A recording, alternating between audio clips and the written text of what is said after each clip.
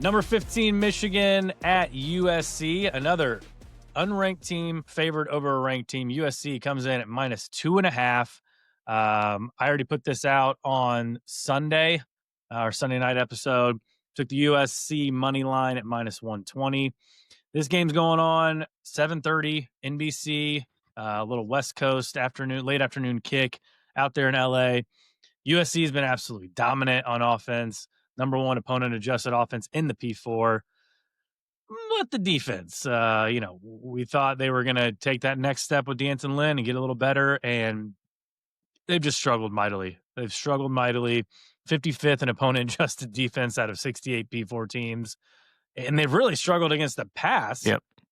Luckily for them, Michigan's pass game has not been all it's cracked up to be. I mean, it's better. It's better than what it was last year because they had nowhere to go but up. Sure. But they literally had me and you playing quarterback last year. But it's still not. It's still not very good. There's no reason. Let's not sit here and try to mistake and say that Michigan's got a really good passing offense. I agree with you. Yeah, I think Bryce has. I'm trying to look up the stats here. I think he's got 4 touchdown passes or so. Yeah, on the season. Yeah, the receiving core is just it's below average. There's nothing wrong with saying he's got that. 3 touchdown passes. Yeah, the receiving core is below average. Underwood is a very good true freshman quarterback and is only going to continue to get better. He's a phenom. I can't wait to see what he looks like at the end of this year and what he looks like when, obviously, Michigan after this year. I can't imagine. If you're a wide receiver in college football right now, you were sitting there looking at Michigan going, show me the money, baby. Let me come play. Well, that's the next step for Dave Portnoy and those guys is to go buy some wide receivers. Yeah, and they should. Again, it's legal, so go out and just sling that money around it. Don't at any wide receiver to come play there.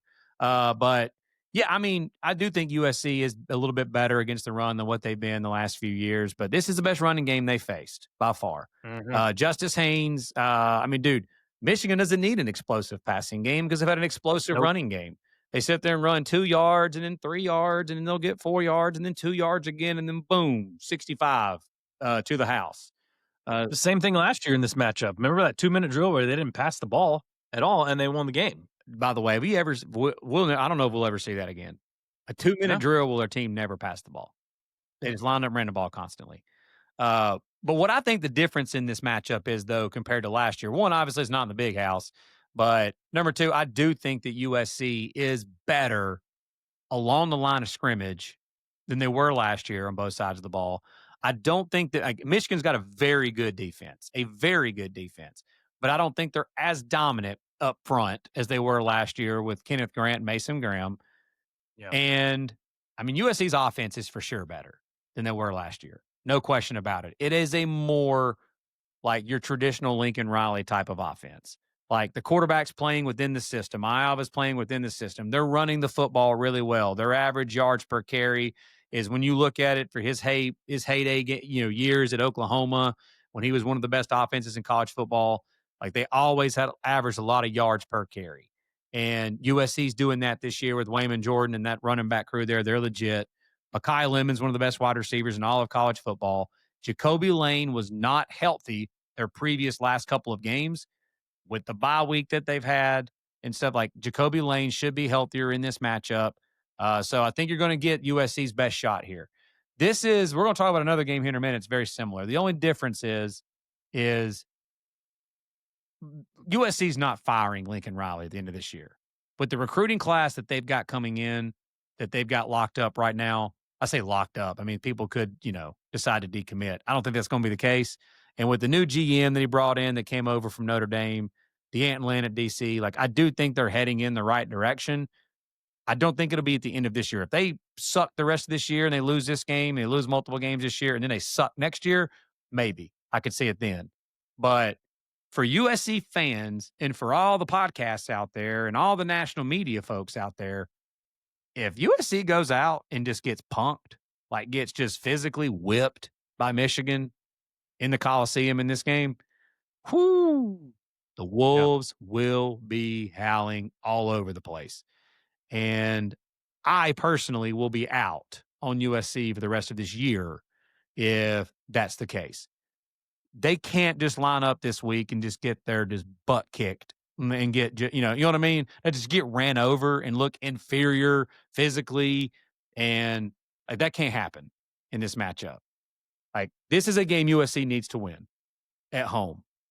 And for that being said, I do think Michigan is physically superior to USC. I do think they're going to have success running the football. But dude, I think USC in the Coliseum in this back against the wall wounded animal mode mentality that they're going to have, Michigan going on the road across country to the Coliseum, this Lincoln Riley offense and Jade Mayava that are playing really well. I do think they're much better than what they were last year offensively.